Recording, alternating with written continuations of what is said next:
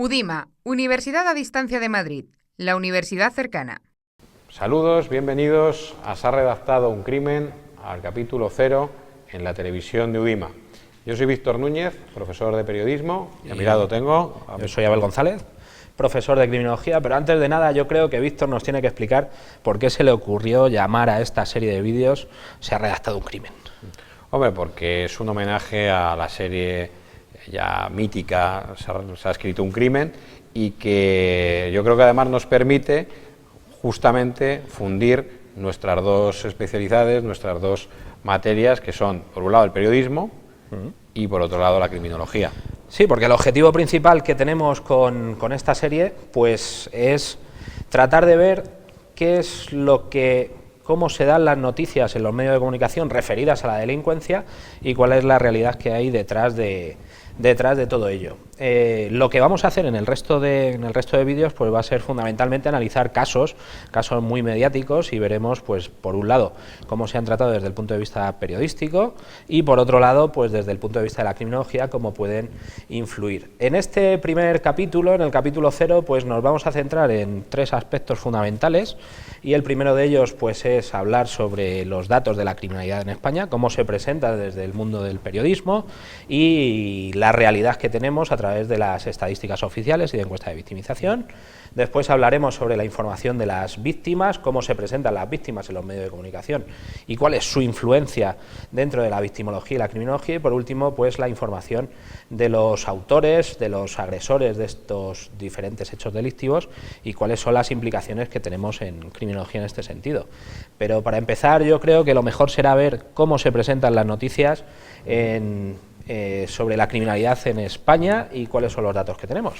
Efectivamente, en España vemos cómo en los últimos años, de una forma creciente, tanto en los medios impresos como en los medios audiovisuales, ha crecido el número de noticias y el número de sucesos ocupan cada vez más espacio en los medios de comunicación, especialmente también en el boom que observamos en la televisión con programas específicos y, en fin, pues creo que existe una serie de mitos, y también al mundo del periodismo a veces recaen críticas muy fuertes desde la sociedad por el tratamiento informativo que se hace.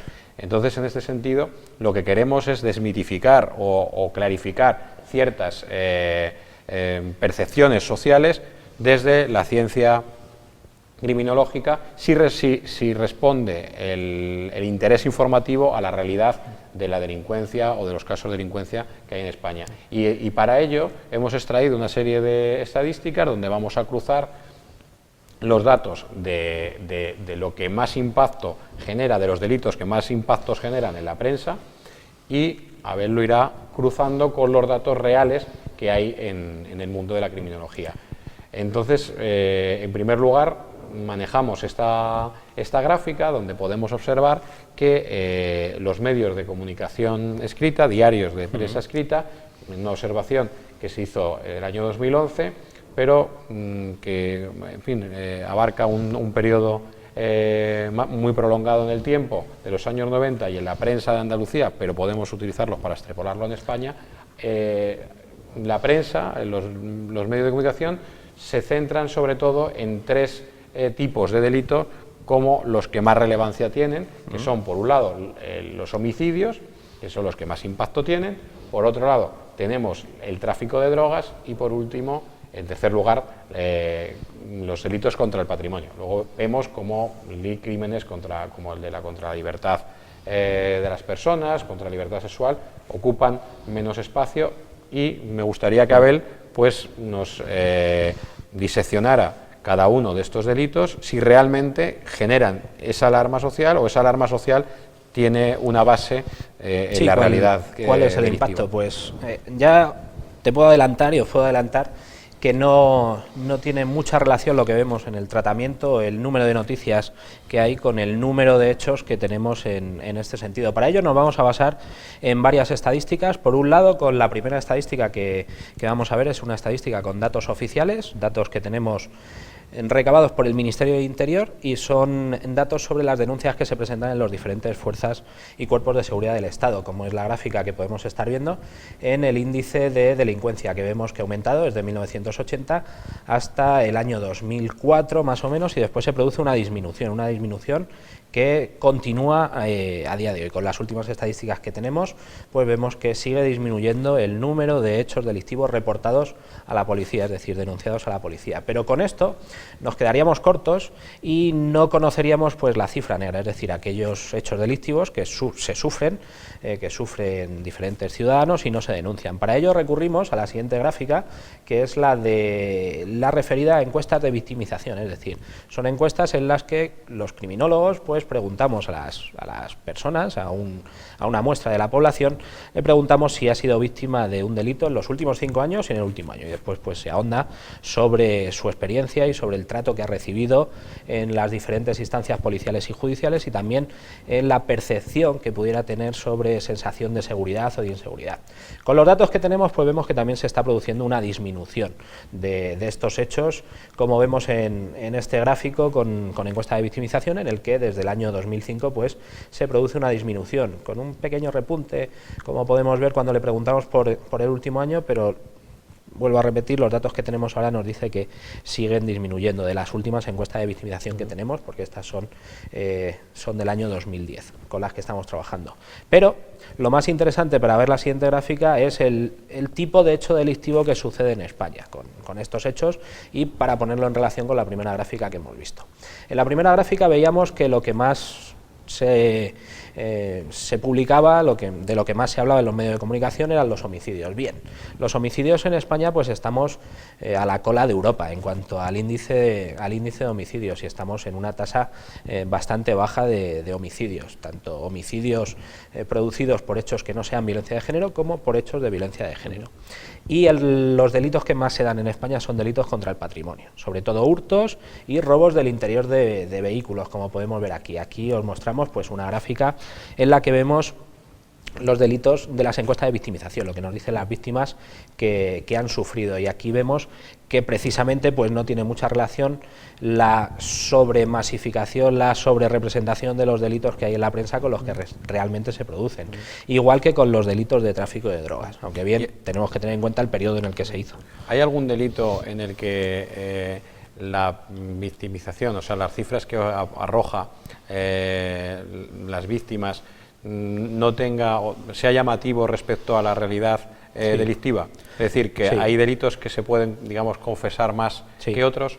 Sí, por ejemplo, los delitos que vemos que no aparecen en los medios de comunicación son delitos son delitos de índole sexual, agresiones sexuales, abusos sexuales y acoso sexual. Bien, en las encuestas de victimización pues existen índices mayores, y sobre todo ahí tenemos un índice de cifra negra bastante elevado, en el que incluso en algunos hechos, como pueden ser abusos sexuales a menores, pues estamos por encima es decir, se conocen menos de la mitad de los hechos que realmente se producen según encuesta de victimización. ¿Que se producen o que se denuncian? Que se producen. Se denuncia solo la mitad.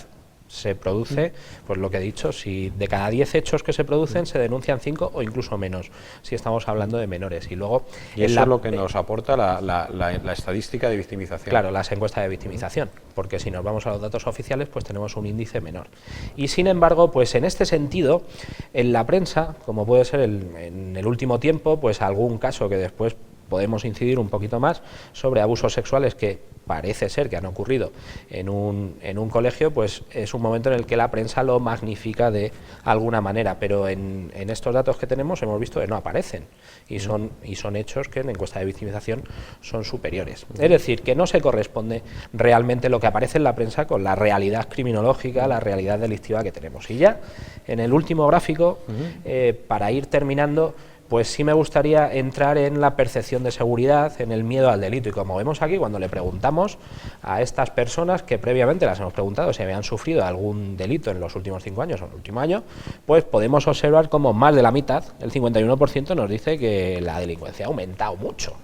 Es decir, que aquí tenemos que seguir investigando y tenemos que ver cuál es la influencia de los medios de comunicación en este sentido. Y para eso creo que tienes una última gráfica en la que puedes arrojar algo de luz. Yo creo que la última gráfica puede explicar en parte, luego lo analizamos brevemente con Abel, por qué puede aumentar la percepción de inseguridad.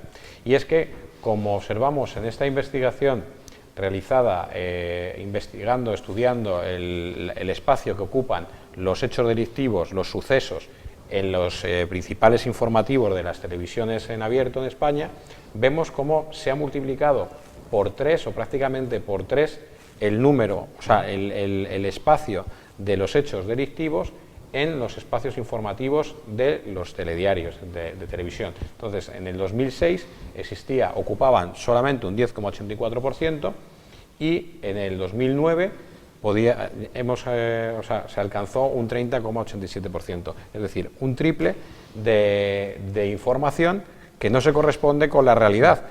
Entonces, es muy probable que la generación de noticias en torno a los crímenes esté provocando en la población una mayor sensación de que aumenta la... Y aparte aquí podemos ver que también coincide con épocas de crisis económica. Esto es interesantísimo, desde el punto de vista de la estructura de la información es muy interesante, ¿no? Y aunque hay muchas más variables que puedan tratar de explicárnoslo, y tenemos muchos autores que incluso nos hablan desde otros puntos de vista, pues que puede haber una serie de intereses para tratar de hablar de estas noticias, lo que sí es cierto, como veremos en un estudio posterior, es que los medios de comunicación sí tienen influencia por un lado, en la creación de opinión pública, pero también en la creación de opinión sobre la situación de seguridad y de inseguridad. Y si te parece, pues continuamos con el tratamiento informativo de los agresores. Bueno, vamos primero a ver las víctimas, ¿no? Y vemos un vídeo. Vemos un vídeo. Rafael, buenos días, de verdad gracias por atendernos. Entiendo que a usted ahora mismo lo que la mueve es por la falta de justicia, por el hecho de que el asesino de su hija pueda salir pronto de la cárcel, ¿no?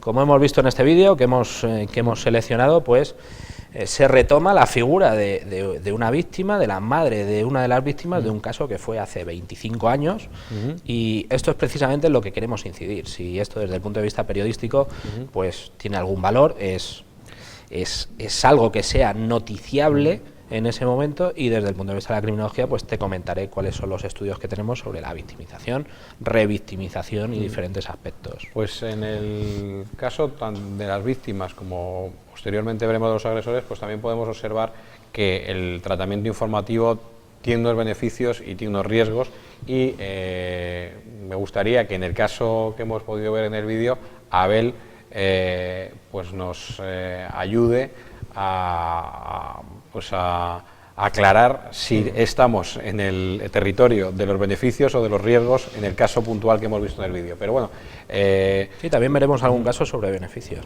Sí, la literatura académica en torno al tratamiento informativo de los sucesos pues suele coincidir en que la información de sucesos pues tiene una relevancia en los medios que lógicamente también buscan pues el fin social que tiene un medio, ¿no? de hacer un servicio también público, en tanto en cuanto están denunciando hechos graves que preocupan a la sociedad.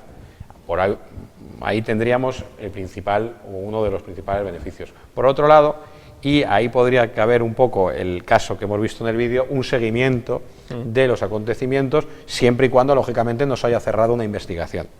En tercer lugar, lógicamente la sociedad, hasta que no se hace justicia, hasta que no se resarce también a las víctimas, pues existe una intranquilidad, existe un desasosiego para la víctima, desde luego, y hacia su entorno. Sobre eso te comentaré, sobre los beneficios, lo que sabemos en estudios sobre criminología, por ejemplo, los beneficios en temas de corrupción.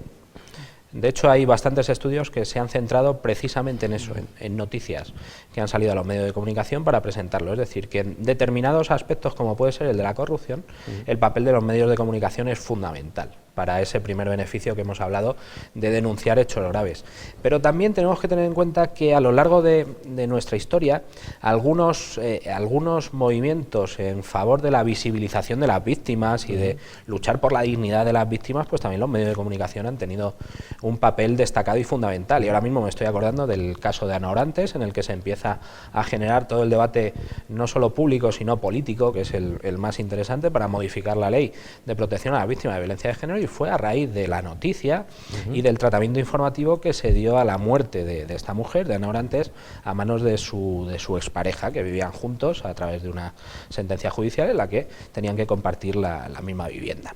Y también me estoy acordando del caso de Joaquín, un chico de Hondarribia que se suicidó por el acoso que estaba sufriendo a manos de sus compañeros, y ese movimiento que se generó desde los medios de comunicación, pues hizo que se apoyasen a estas víctimas, que además, al ser menores y darse en un entorno educativo, se produce una invisibilización de las víctimas, porque existe una ley del silencio alrededor de todos estos problemas y se conocen muy pocas víctimas, y todo esto pues sirve a la hora de concienciar y a la hora de, sobre todo, modificar la legislación. Pero también tenemos la parte negativa, que al generar esta alarma social, en algunos ámbitos se ha llamado pánico moral, pues hace que estemos legislando a golpe de sensacionalismo, y en esto es la parte negativa de los medios de comunicación. Es decir, que la opinión que tiene la gente de este tercer beneficio que tú dices, de justicia social, de que la gente, una vez que ve que funciona el sistema de justicia, pues se siente aliviada.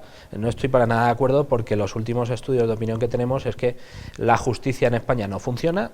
La mayor parte de la gente piensa que la justicia es muy lenta, la mayor parte de la gente piensa que la justicia no sirve para nada, porque los delincuentes entran por un lado, salen por otro, y eso es un movimiento que también desde los medios de comunicación pues se ha puesto mucho énfasis, y de hecho casi la opinión pública dice que es esa. Aunque tenemos algún estudio, como uno de la Universidad de Girona, de Daniel Barona, que cuando se pregunta directamente a estudiantes universitarios, en este caso, por la punitividad, si aumentarían las penas, pues hombre, con muchos matices, no llegarían a aumentar las penas, sino lo que pedirían son otras situaciones. Es decir, que también lo que perciben los políticos sobre los medios de comunicación para aumentar las penas, en este sentido del Código Penal, pues no es tampoco cierto lo que percibe la población. Y en este caso hay un estudio bastante interesante que se hizo en Estados Unidos, con más de 2000 encuestas, en el que se vio que se generaba inseguridad, miedo al delito, a través de las noticias que se presentaban en radio y en televisión. Sin embargo, las personas que la mayor parte de información la recibían a través de la prensa escrita, estos tenían una percepción de inseguridad menor. Es decir, esto que también depende. Puede tener muy en cuenta la racionalidad, la no visualización, que lógicamente pues siempre las imágenes pues mueven a mucha mayor emotividad, y de ahí que sea también muy importante la utilización de los distintos géneros periodísticos a la hora de interpretar un hecho delictivo y de informar de él.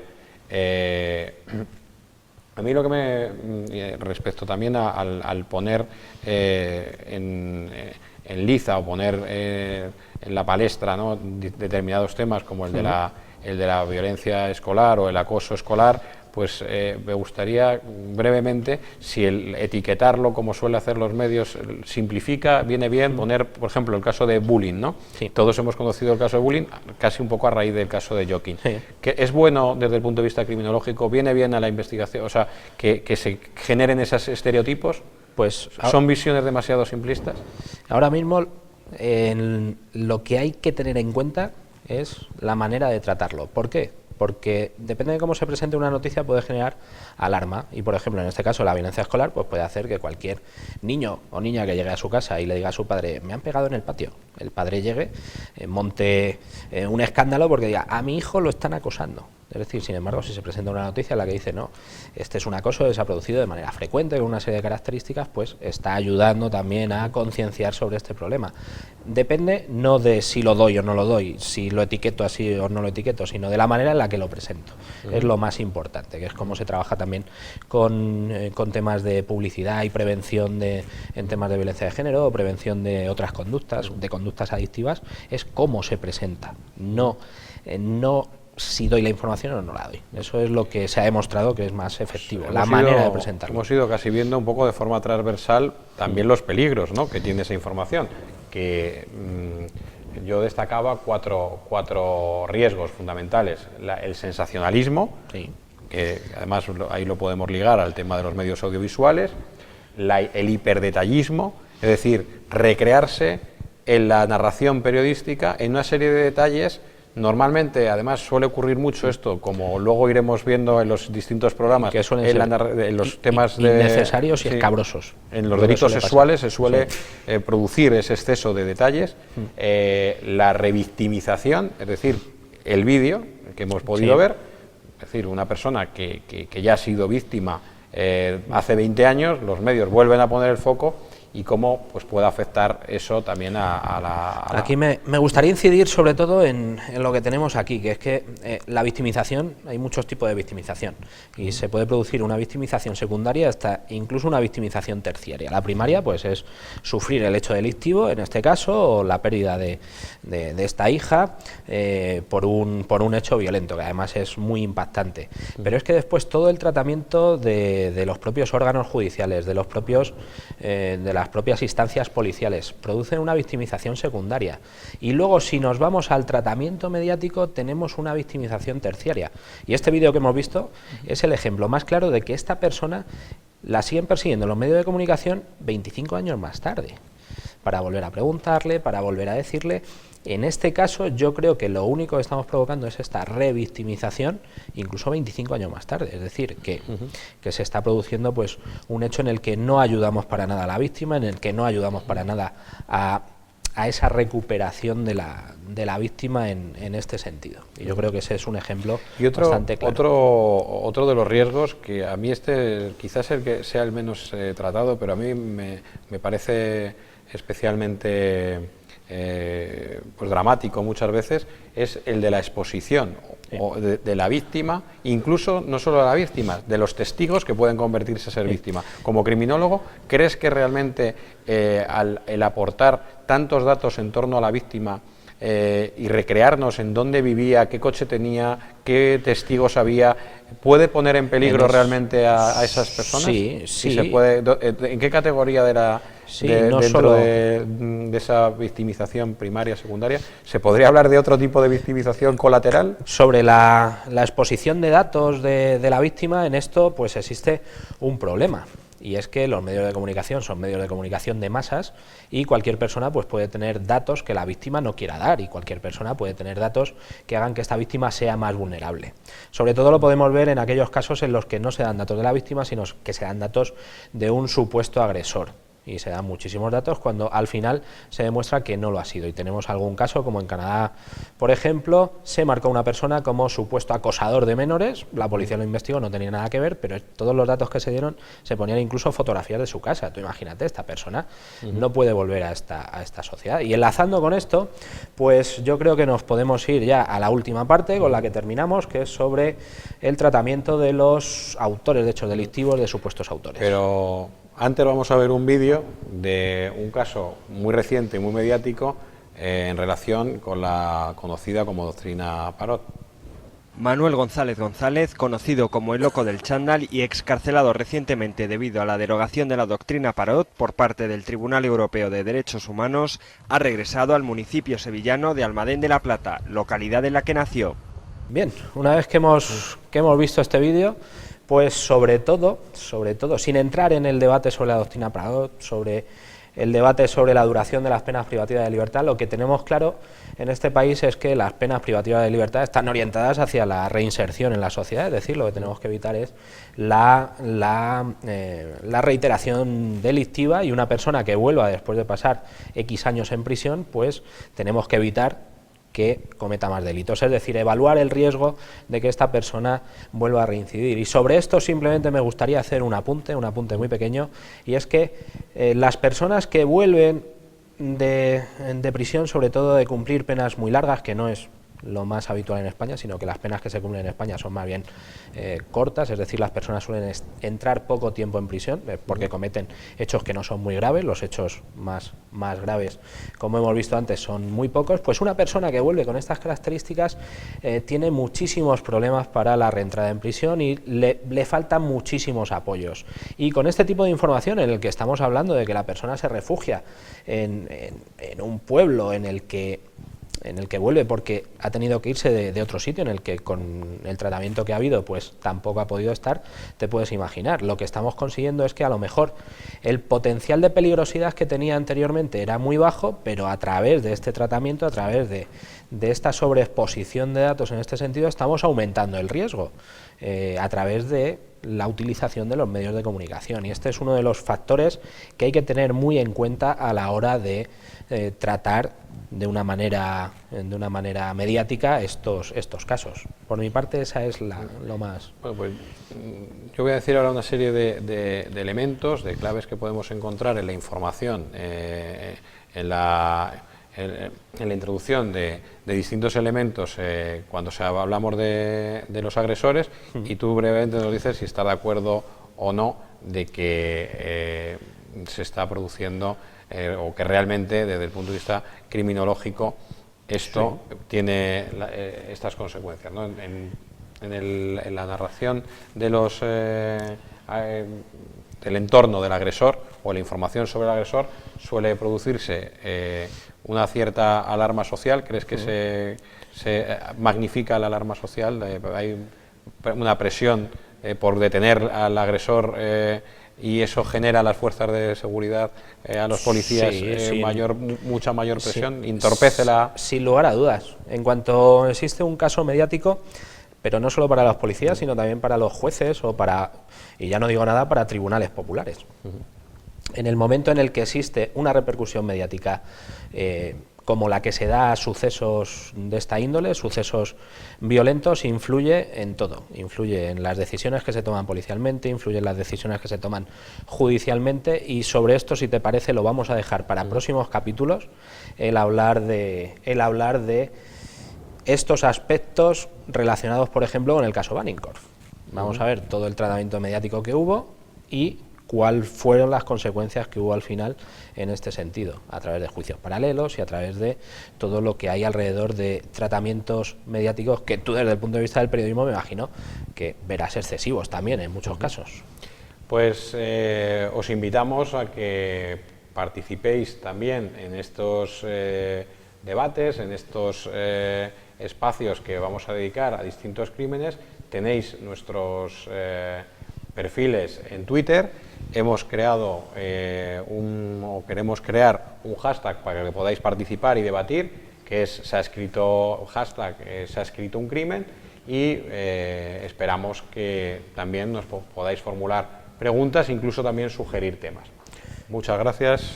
Muchas gracias a todos, os esperamos para próximos capítulos con casos concretos.